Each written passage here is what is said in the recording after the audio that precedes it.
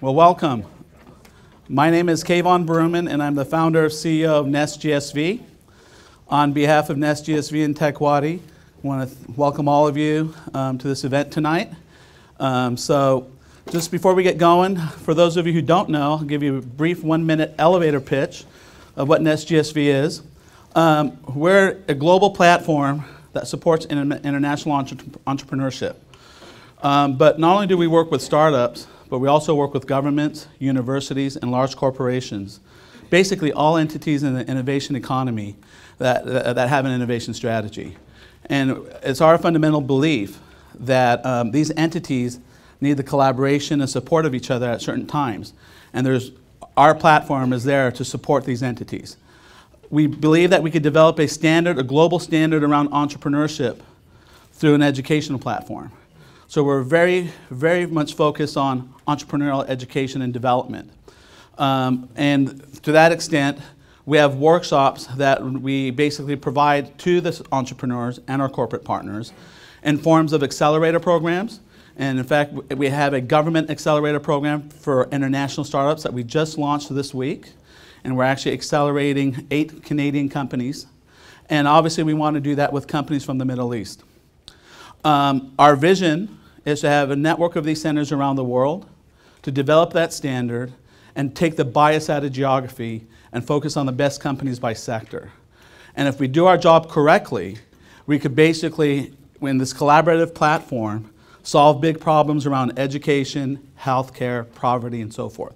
So without further ado, welcome, and we have a great program basically set up for you guys. And please let's welcome Dr. Ossama Hassanein.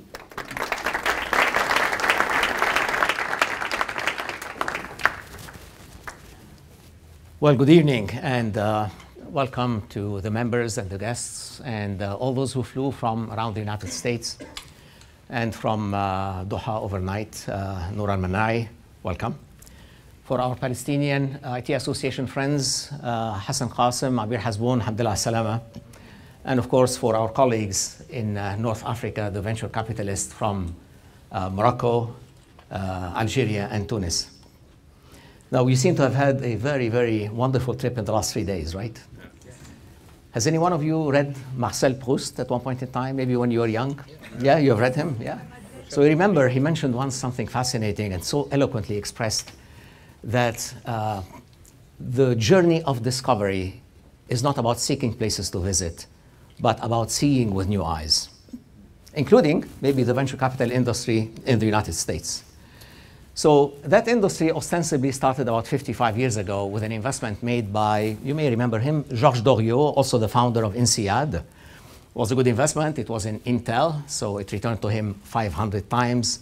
And that led to the creation of the venture capital industry that we are members of today. It grew then until $100 million in 1980. And last year, we raised $22 billion. So it was a little bit up from the previous year. At the same time, it is maybe 5 times what was raised in 2002 and 1/5 what was raised in the year 2000. During the bubble, 100 billion, now we are at 22 billion. About 30% of the money went to 10 to 15 venture capital companies out of 1,000. So it's about, let's say, 1.5% account for 30% of the income and the wealth and the funds under management. That, to some extent, actually mirrors the distribution of wealth and income in the US. Like 1% account for about 30%. So it's normal. The venture capitalists here invested roughly the same amount of money that they got, a little bit less. And for those entrepreneurs who had a hard time, by the way, closing your round last quarter, misery likes company. It's just that the pace of funding has actually come down, but it will go up again. The most active funds have not really changed in the last 4 or 5 years, except for the absolute meteoric rise of Andreessen Horowitz. That's the one that actually did not exist in 2008. Through a corporate fund, Newbridge Networks, we actually had an opportunity to finance his first company, Netscape. That was in 1992. And he went public, and this was the second $1 billion tech IPO in 1995. Which one was the first one? Microsoft. Exactly, Microsoft. The money went to all the industries that we all like. Of course, we'll have today plenty of time to talk about what's happening in the IT service industry. We have brilliant people who are in medical equipment and devices and healthcare, and then, of course, into everything that is social media. And there has been an increasing amount of investment made into recycling energy and industry. Sorry. The luckiest recipients of these investments, talking again about industry, are listed here. How many people have actually seen a Fisker automobile, kind of the competitor to Tesla? I assume everyone in California has seen one, right? So actually there is that amount of money, and then they ran out of money. They're looking for 150 million more. Square Trade, as you know, is a company that protects you in case you break your telephone. It can cover it. Donuts, very strange, $100 million to go to a company that creates domain names. So the .org, .net, and .vc and .com, $100 million. You know about Box. We probably all use it, either Dropbox or Box, for storage and cloud computing.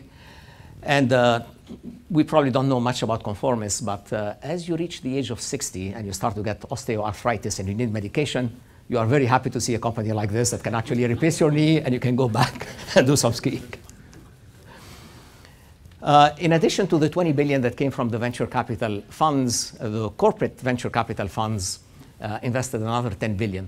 And if you look on the right, you see the companies that have been the most active, not only in making the investment, but at the same time in providing the investors with an opportunity to exit. In other words, mergers and acquisition. Now, if you look at the Google number, that's astounding, isn't it? It's one company acquired every 3 weeks. Luckily enough for all of us. Right, Bilal? Okay. These corporate acquisitions happen because corporate America adds about $20 billion in cash available for acquisition instead of spending it on R&D every quarter, so $100 billion a year. And of course, you know some of the companies that have that money. The big themes this year, to some extent also like last year, are the 5 listed here.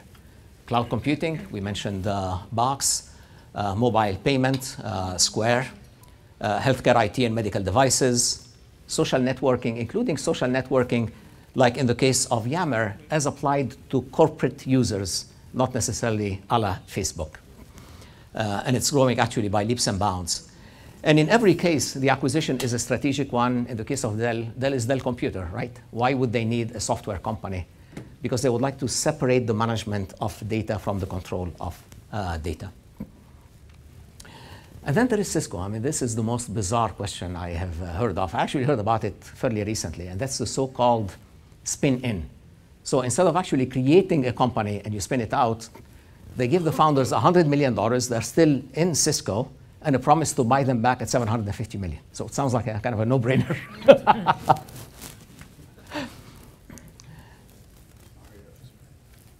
In addition to the money that investors got as a result of the mergers and acquisitions, some people say it was a lousy year for IPO because 2011 was crazy. You had Zyngas and what have you.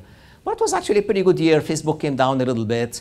And Workday, I would like to share with you the story very briefly, because I find it really quite fascinating about serial entrepreneurship. David Duffield, the founder, is a wonderful man. He lives on the East Bay here. And we financed his company, Integral System, back in 1983. And it was human resources software, and that's to hire people running on IBM mainframes. Makes sense in the 1980s, right? He then sold it, and then he started PeopleSoft, again, HR, but running, in this case, on servers. And he sold it to Oracle for, I believe, $7 to $9 billion. I don't remember the number. And then he proposed to them a different paradigm of offering the service that Oracle refused to sponsor. So he left, and he started Workday. And 3 years later, it went public. Again, $10 billion, and then grew up $4 billion, and then grew up by 70% immediately after on revenues of about 200 million. An absolutely amazing example of a serial entrepreneur. I think David Duffield is actually older than me, if you can believe this, and still focusing on expertise in his own domain, but keeping up with the time. Make sense? We are fascinated by startups, but at the same time, I think what used to be corporate America and vilified, Chrysler and General Motors and what have you, on the technology side, has done really spectacularly well. I just listed these numbers to say 2 years ago, we were still looking at the success of a device as the one that reaches 1 million in units sold in the shortest period of time. So in the case of the iPod, it took 366 days. In the case of the iPhone, 74 days. In the case of the iPad, 28. And now we look at these numbers, and everything is mentioned in the hundreds of millions, including revenues from Google, $100 million a day. So it's pretty good. So with that in mind, this is a very brief overview of how 2012 has gone for us here in the venture capital community. I hope that 5 years from today, your year is going to be as spectacular as the one we have seen.